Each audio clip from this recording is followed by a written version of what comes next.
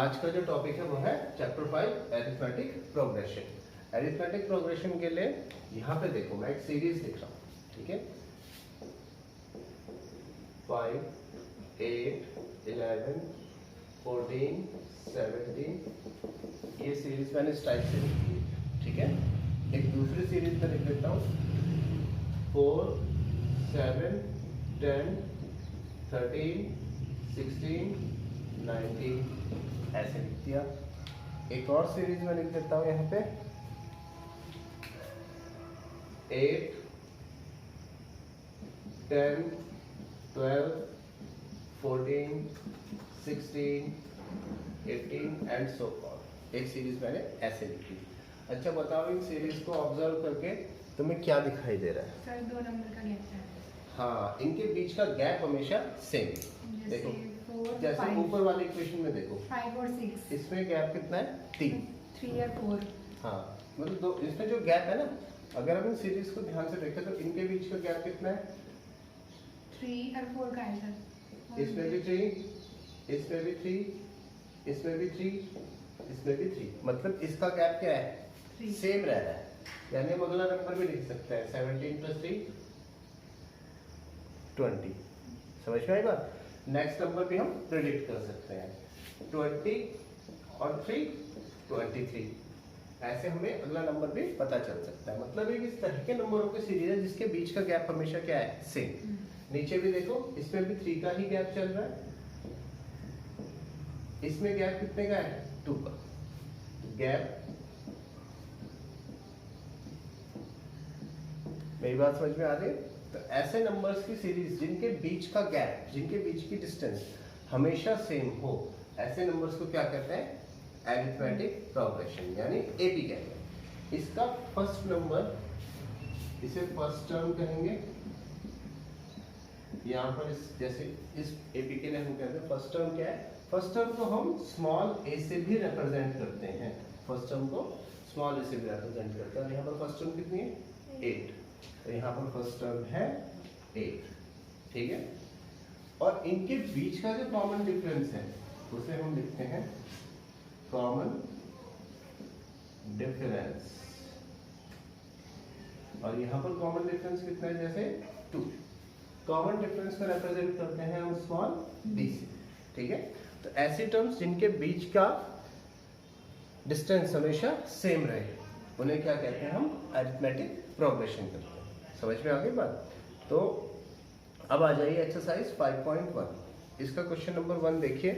इसमें चेक करना है which of the following situations are arithmetic progression and why. इनमें से कौन से वाले अरिथमेटिक प्रोग्रेशन है और कौन से नहीं है। तो ये खुद चेक कर लेना। कर दोगे? चलो मैं तुम्हें कुछ बता देता हूँ, नहीं तो तुम कहोगे सर शुरुआत का क्वेश्चन होमवर्क दे दिया, थोड़ा सा समझ कर दो। देखो जैसे फर्स्ट क्वेश्चन है, the taxi fare after each kilometre when the fair is ₹15 for the first and 8 for each additional kilometre. देखो पढ़ो उसको ध्यान से, ये एपी है या नहीं है।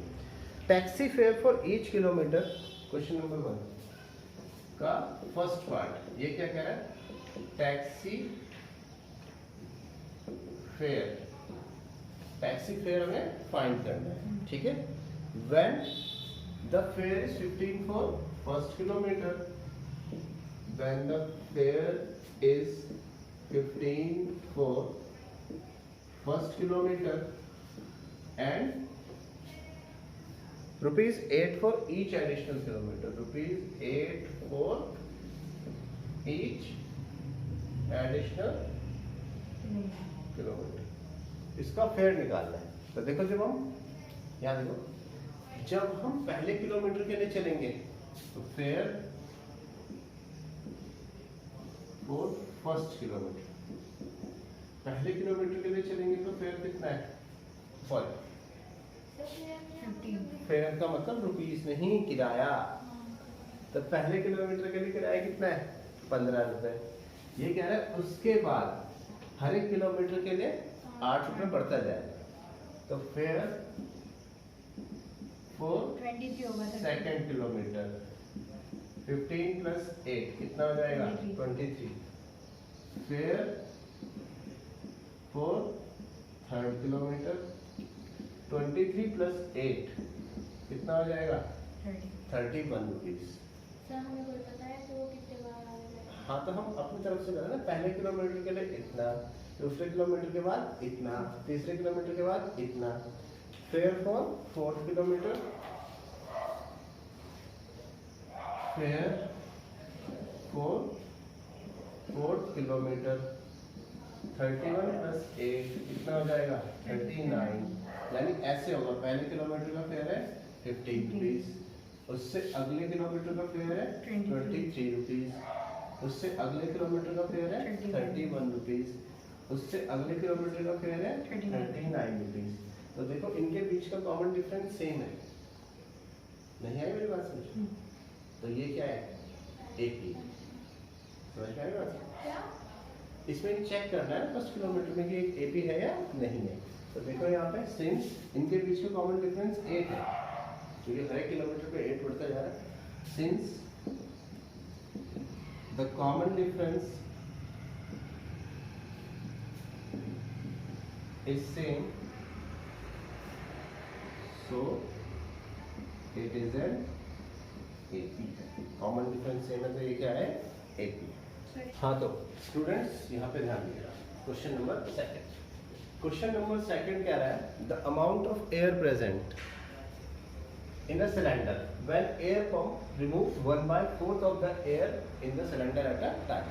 तो इसको एपी में है या नहीं है चेक करना है। तो मैं कैसे चेक करूँगा, देखो solution, let initially air present be V metre cube. मैंने कहा शुरू में कितनी एयर थी वी मीटर क्यूब, या वी क्या छोड़ो एक्स ले लो, एक्स मीटर क्यूब एयर थी उसके अंदर सिलेंडर के अंदर। अब जब एक बार पंप चल गया तो जितनी भी एयर थी उसकी कितनी बाहर निकल जाएगी 1/4, है ना। तो air remove after first pump के बाद कितनी एयर रिमूव हो जाएगी, x की 1/4 रिमूव हो जाएगी, यानी x/4 मीटर क्यूब इतनी एयर बाहर निकल जाएगी। मेरी बात समझ में आ रही है? तो एयर रिमेनिंग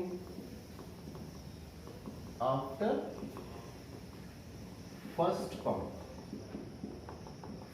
पंप के बाद कितनी एयर बचेगी, पहले x थी और कितनी बच गई, x में से x-4 निकल देगा। अब दूसरी बार के लिए पंप पे कितनी एयर बची, 4x - x/4 कितनी एयर बची दूसरी बार के बाद 3x/4। अब एक बार और पंप मारा, ठीक है। तो एयर रिमूव आफ्टर सेकेंड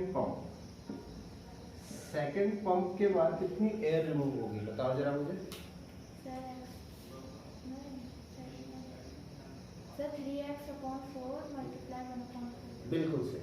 अब एयर कितनी बची है 3x/4 बची सिलेंडर के अंदर, और इस एयर की 1/4 रिमूव हो जाएगी। समझ में आई बात?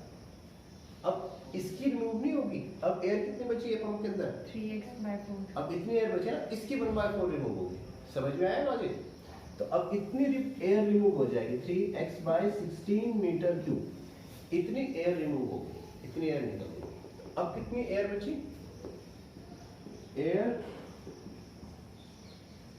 Remaining in the pump. अब पंप में कितनी एयर बचेगी, पहले पंप के बाद इतनी एयर थी 3x/4 और इससे 3x/16 क्या हो गया है, निकल भी गई। अब इसका एलसीएम लेके सॉल्व कर देते हैं, या यहाँ पर 4 है तो 4 से मल्टीप्लाई कर देता हूँ। 4 3 12x/16 - 3x/4 तो 9x/16 मीटर क्यूब इतनी एयर अब बची। मेरे समझ में आया क्या हुआ, समझ में नहीं आया? यहाँ तक आ गया, नहीं, यहाँ तक आ गया। हाँ यहाँ तो ये फर्स्ट पंप के बाद इतनी एयर बची, ठीक है। अब दूसरी बार जब पंप चलाएंगे तो हर बार जब पंप चला रहे हैं तो जितनी अंदर एयर है उसका 1/4 एयर रिमूव हो जा रहा है। तो जब दूसरी बार हमने पंप पुश किया तो पहली बार एयर कितनी बची थी 3x/4, उसका 1/4 रिमूव हो गया, तो ये हुआ 3x/60, इतनी एयर रिमूव हो गई। तो अब कितनी एयर बची सेकेंड बार पंप चलाने के बाद, अब अंदर कितनी एयर बची, तो 3x/4 में से जो रिमूव हो गई वो क्या कर दूंगा सब्ट्रैक्ट। समझ में आई बात। सो द AP इज, इसकी जो AP है, पहले कितनी थी पंप में एयर x, है ना। दूसरी बार पहली बार पंप चलाने के बाद एयर कितनी बची 3x/4, दूसरी बार पंप चलाने के बाद कितनी एयर बची 9x/16, सब्ट्रैक्ट करके तो ये आया ना, क्योंकि इतनी एयर तो रिमूव हुई, बची हुई एयर तो ये 9x/16। समझ में आ रहा है। अगर ये रिमेनिंग AP नहीं बल्कि इसे सीक्वेंस लिखेंगे, सीक्वेंस इज, और अगर ये अरिथमेटिक प्रोग्रेशन में है तो इनके बीच का डिफरेंस, कॉमन डिफरेंस क्या आना चाहिए, सेम आना चाहिए। अगर अरिथमेटिक प्रोग्रेशन में तो इनके बीच कॉमन डिफरेंस क्या आना चाहिए, सेम। तो कॉमन डिफरेंस निकालता हूँ, इन दोनों के बीच का कॉमन डिफरेंस इन दो टर्म्स का D1 लिख देता हूँ इसको, ठीक है। तो ये हुआ 3x/4 - x, 3x - 4x/4, D1 कितना आ गया -x/4, तो D1 हो गया। और D2 के लिए 9x/16 - 3x/4, इस 4 में ऊपर नीचे मल्टीप्लाई कर दो, D2 हो गया 9x/16, 4 3 12x/16, 16 ऐसे ही रहा, 9x - 3x, D2 माइनस नहीं, हाँ यहाँ पे 12 था, सॉरी माइनस, तो माइनस का 3x/60। तो देखो डिफरेंस सेम नहीं है, यहाँ पे डिफरेंस कितना है -x/4, और यहाँ पर डिफरेंस कितना है -3x/16। अगर ये AP होती तो डिफरेंस क्या होता है, सेम होता, ठीक है। तो यहाँ पे लिख दीजिए since difference is not same, so they are not in AP, तो दोनों के दोनों AP में नहीं। इसका क्वेश्चन नंबर सेकंड और थर्ड ना तुम लोग खुद कर लेना, ठीक है, कोई इतना इंपॉर्टेंट भी नहीं है, खुद ट्राई कर लेना, ओके। अब आ जाइए क्वेश्चन नंबर सेकंड की तरफ। क्वेश्चन नंबर सेकंड तो आप ओरली ही कर देंगे, इतना आसान है इसका question number second. Question number second क्या है, write first term of an AP and the first term and common difference are given below, write first 4 terms, first 4 terms लिखनी है, ठीक है। तो A equals to 10 and D equals to 10, D भी 10 है, first 4 terms लिखनी है। तो यहाँ पे देखो पहली टर्म तो यही है ना, तो फर्स्ट टर्म A1 को लिख देते हैं हम 10, सेकेंड टर्म कैसे आएगी 20 आएगी, इसमें D ऐड कर दो, जो ये है फर्स्ट टर्म इसमें D ऐड कर दो, सेकेंड टर्म भी आ जाएगी, कॉमन डिफरेंस ऐड कर दिया 20। थर्ड टर्म के लिए जो हमारी सेकेंड टर्म है उसमें कॉमन डिफरेंस ऐड कर दो, ये थर्ड, हाँ क्या ये जो आप लॉन्ग करके दिखा रहे थे उसकी तरह टेम्पलेट, नहीं, अगर 1 मार्क्स में आएगा नॉर्मल क्वेश्चन तो डायरेक्ट लिख सकते हो, अगर 2 मार्क्स में आएगा तो दिखाना। थर्ड के बाद फोर्थ टर्म के लिए जो थर्ड टर्म है उसमें कॉमन डिफरेंस ऐड कर दो, यानी कि हर एक टर्म में कॉमन डिफरेंस ऐड करते जाओ, वो टर्म्स आती जाएंगी, ठीक है। अब वैसे तो तुम्हें इसमें किसी में भी प्रॉब्लम होने वाली नहीं है, फिर भी मैं तुम्हें क्वेश्चन नंबर 5th और करा देता हूँ। क्वेश्चन नंबर इसका 5th पार्ट देखो, बाकी सब होमवर्क है, ठीक है। क्वेश्चन का 5th पार्ट में है A equals to -1.25 and D है -0.25। अब मुझे इसकी सीरीज निकालनी है, तो फर्स्ट टर्म देखो, यहाँ देखो, फर्स्ट टर्म को A1 से लिखना ताकि सेपरेट हो जाए, फर्स्ट टर्म a1 तो हो गई -1.25। अब सेकंड टर्म के लिए फर्स्ट टर्म में ही क्या ऐड कर देना है मुझे, d ऐड कर देना है। तो यहाँ पे d क्या है, -0.25। a2 आ जाएगा -1.25 प्लस इंटू माइनस -0.25। तो माइनस का 1.25 और माइनस का 0.25 दोनों को ऐड करेंगे तो 1.50 हाँ माइनस का 1.50 आएगा। ध्यान से रखना है, दोनों नेगेटिव साइन है तो ऐड होंगे। और कुछ बच्चों को तो इसमें डेसिमल भी ऐड करने नहीं आते, तुम्हें तो आते होंगे। तो ये 1.25 और 0.25 ऐसे कर लीजिए। तो ये आएगा माइनस का 1.50। ये तो सेकंड टर्म हो गई।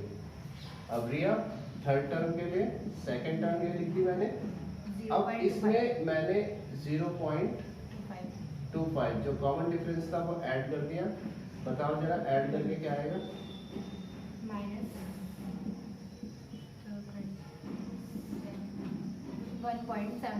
-1.75। तो ये आ गया। अब तो मेरे ख्याल से फोर्थ टर्म में निकालने में कोई दिक्कत नहीं होगी।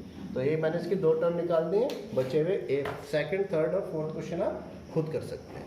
ठीक है, अब आ जाइए क्वेश्चन नंबर थर्ड पे।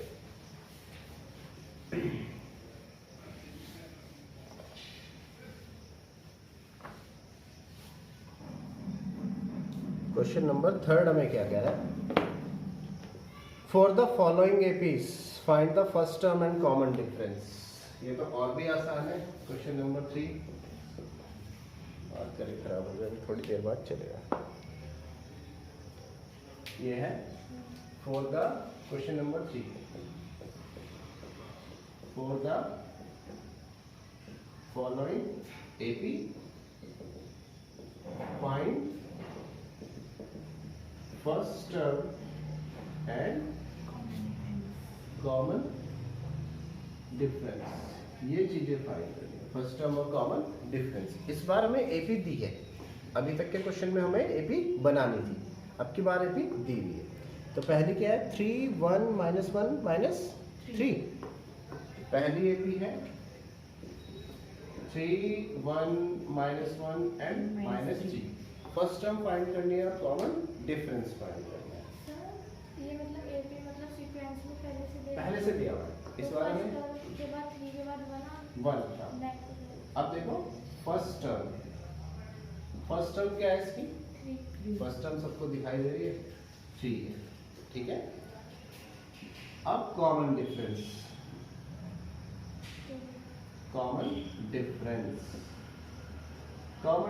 के लिए कोई भी दो कॉन्सेक्यूटिव टर्म्स को सब्ट्रैक्ट कर दो, यानी a2 में से a1 माइनस कर सकते हैं, या a3 में से a2 माइनस कर सकते हैं, या फिर a4 में से a3 माइनस कर सकते हैं, क्योंकि डिफरेंस सबका सेम है। कॉन्सेक्यूटिव टर्म्स मतलब एक के बाद एक आने वाली टर्म्स में से बाद वाली टर्म से पहले वाली क्या कर देंगे, माइनस। तो यहाँ पे मैं कर देता हूँ, कॉमन डिफरेंस को रिप्रेजेंट करते हैं d से, और इसे लिख देता हूँ a2 माइनस a1। d क्या लिखेंगे, a2 माइनस a1। तो a2 हमारे पास है 1, a1 है 3, कॉमन डिफरेंस d आ जाएगा -2। ठीक है, इसी सीक्वेंस में मेरे ख्याल से सभी क्वेश्चंस, इतनी कोई प्रॉब्लम नहीं है तुमको।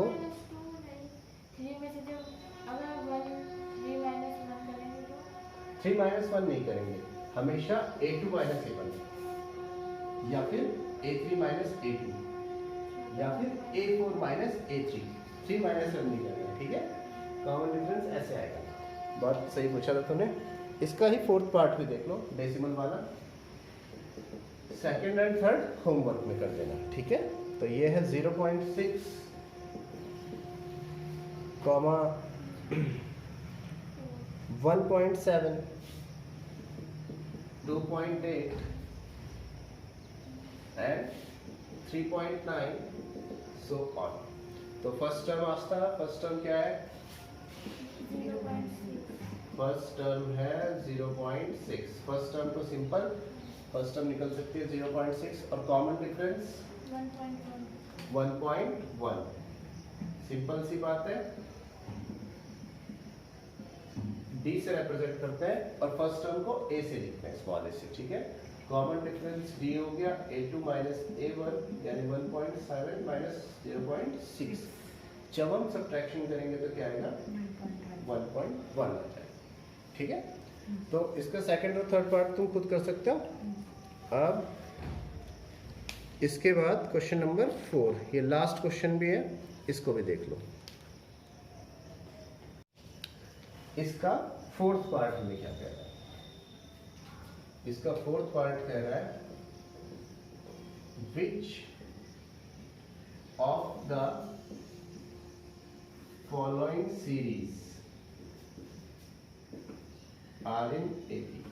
इनमें से कौन सी सीरीज एपी में है?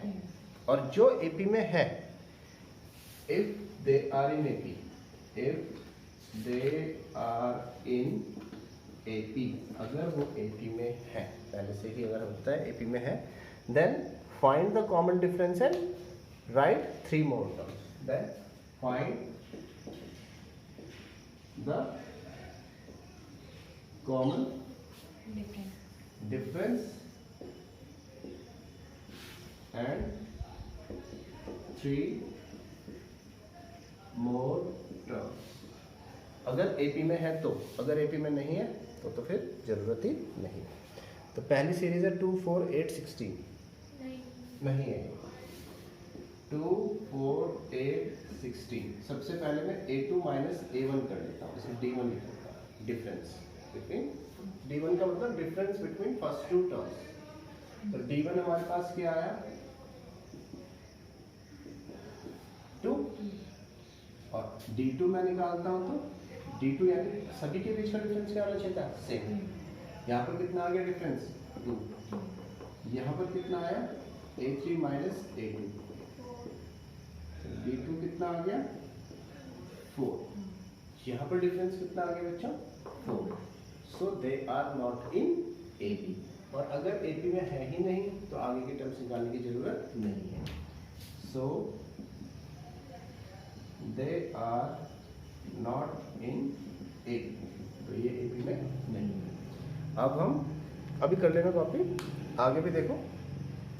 इसके सेकंड पार्ट की तरफ मूव करते हैं, शायद सेकंड पार्ट एपी में आ जाए, चेक करके देखें। सेकंड पार्ट है 2, 5/2, 3 7/2 एंड 7/2। तो हमें इसमें भी चेक करना है कि ये एपी में है या नहीं है। तो पहली 2 टर्म्स का डिफरेंस d1 5/2 माइनस 2, 5, 2 2 4/2। d1 कितना है? 1/2। अब d2 निकाल दो। 3 माइनस 5/2, तो 3 2 6 माइनस 5/2। d2 भी कितना आ गया? 1/2। d2 आ गया। तो देखो कॉमन डिफरेंस अभी सेम आने लगा है।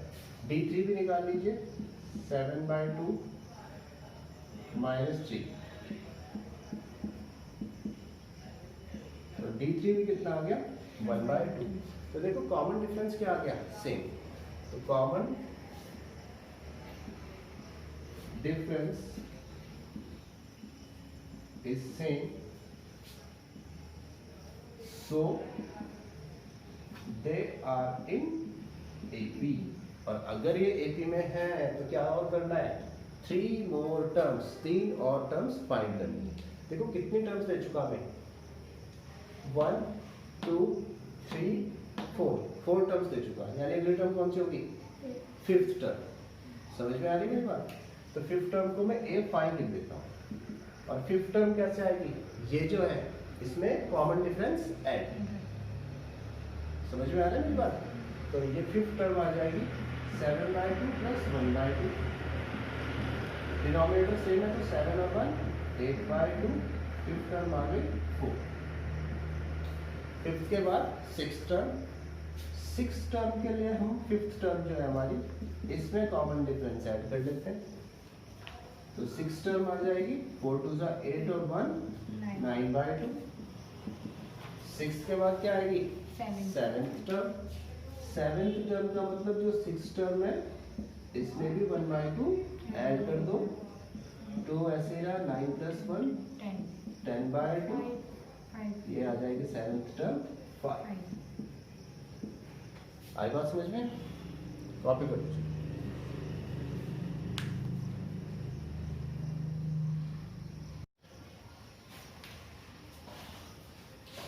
अब इसके बाद थर्ड और फोर्थ क्वेश्चन स्टूडेंट्स खुद चेक कर लेना।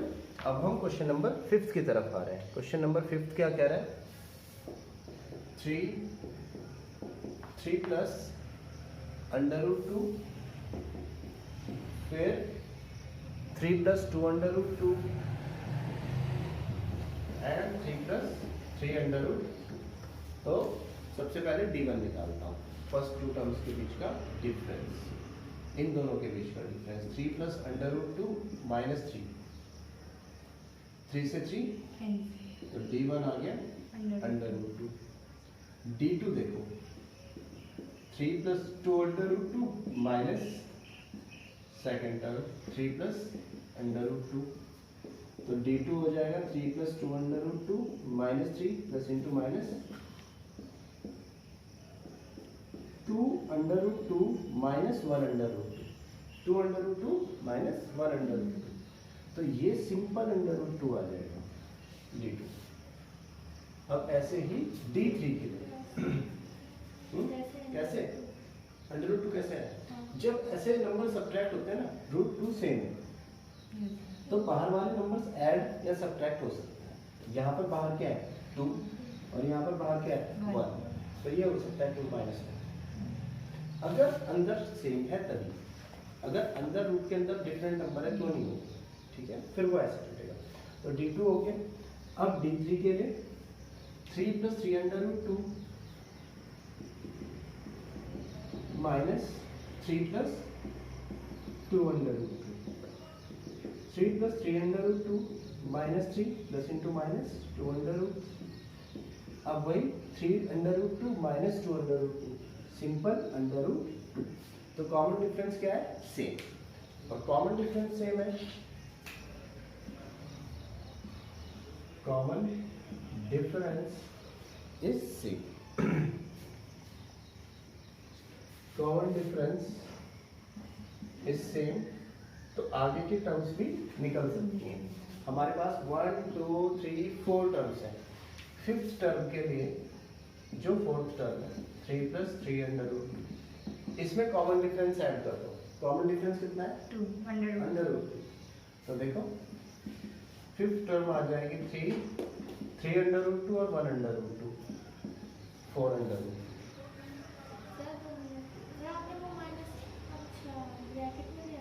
हाँ, जब भी बड़ा नंबर हो तो ब्रैकेट में लेना चाहिए, नहीं तो ये साइन गड़बड़ा जाएगा तुम्हारा, ठीक है। हमेशा ब्रैकेट में लोगे सब्ट्रैक्शन में। अगर एक ही नंबर है तो फिर जैसे यहाँ पे 3 था तो ब्रैकेट में लेने की जरूरत है, लेकिन अगर 2 नंबर आते हैं तो उसे ब्रैकेट में लो, क्योंकि ये साइन चेंज होगा फिर। अच्छा, फिफ्थ टर्म के बाद सिक्स टर्म 3 + 4√2, इसमें भी √2 ऐड हो जाएगा, तो 3 + 4√2 और 1√2 क्या हो जाएगा? 5√2। इस तरीके से बाकी के पार्ट हो सकते हैं। इसके बाद एक और क्वेश्चन जो तुम्हें प्रॉब्लम दे सकता है वो है क्वेश्चन नंबर 8, क्योंकि तुम इसमें कंफ्यूज हो जाओगे। 8th है, देखिए इसमें क्या है? -1/2 -1/2 -1/2 -1/2, ये तो ये एक ही है या नहीं है?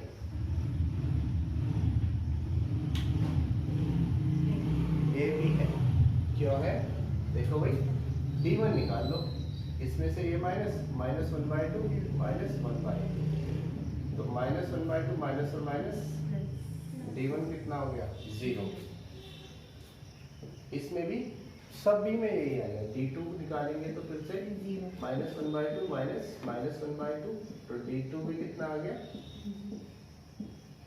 हमें दिखाई दे रहा है हर एक जगह पे कॉमन डिफरेंस सेम है ना? समझ में आ रही है? कॉमन डिफरेंस इज सेम, जो कितना है? 0। तो आगे की टर्म्स 1 2 3 4 सभी में 0 ऐड कर दो, फोर्थ टर्म भी आ जाएगी, फिफ्थ टर्म भी आ जाएगी और सिक्स्थ टर्म भी आ जाएगी। सर एक जी बता दीजिए। उसके बाद देखो क्वेश्चन नंबर 11, ये चेक करना है इसमें कि ये एपी में है या नहीं। मेरे ख्याल से A square A cube A to the power 4 इस तरीके से। तो पहला डिफरेंस ये फर्स्ट डिफरेंस इसमें से ये ए स्क्वायर माइनस ए। अब ये कुछ सब्ट्रैक्ट तो हो नहीं सकती क्योंकि सेम टर्म नहीं है, ये ए स्क्वायर और एक ये ए है। ज़्यादा से ज़्यादा इसमें क्या किया जा सकता है कि ए कॉमन लिया जा सकता है, उससे ज़्यादा कुछ सोल्यूशन नहीं। ये तो ये हो गया d1 के बाद d2, इसमें से ये माइनस ए क्यूब माइनस ए स्क्वायर, इससे ए स्क्वायर कॉमन लिया जा सकता है, इसके अलावा तो कुछ नहीं किया जा सकता। और देखो d1 और d2 सेम नहीं है, अलग अलग है। ये ए माइनस 1 है और ये ए स्क्वायर ए माइनस 1 है ना। तो not in common difference is same, not same, common difference is not same, so they are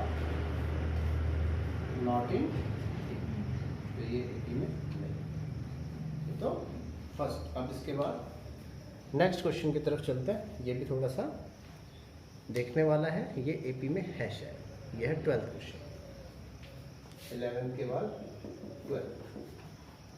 12th में है √2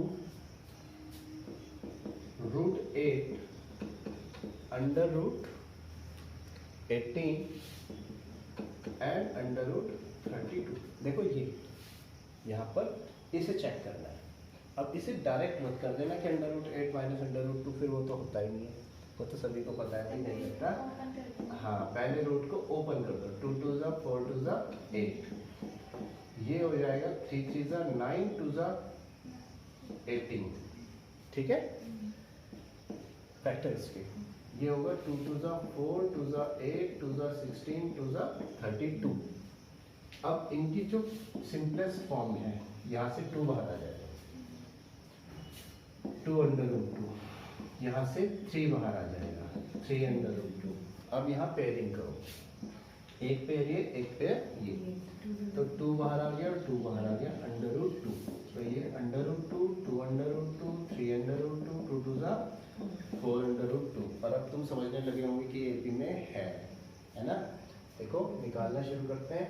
d1 a2 minus a1, 2 under root 2 minus under root 2, simple under root 2। d1 के बाद d2 के लिए 3 under root 2 minus 2 under root 2, d2 भी क्या बन गया, अंडर रूट 2। ऐसे ही d3 भी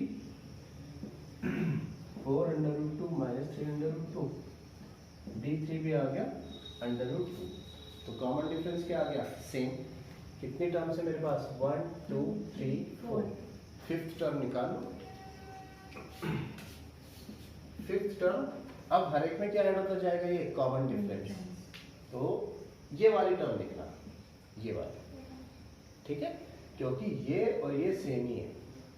fifth term 4 under root 2 plus under root 2, कितनी हो जाएगी, 5 अंडर रूट 2। सिक्स टर्म के लिए 5 under root 2 plus under root 2, six term 6 under root 2। Seventh term के लिए 6 under root 2 plus under root 2, 7 under root 2। ये आज इतना ही है, पूरी एक्सरसाइज कंप्लीट हो गई है। अगर कोई भी प्रॉब्लम होगी तो उसे कल डिस्कस करें, ठीक है।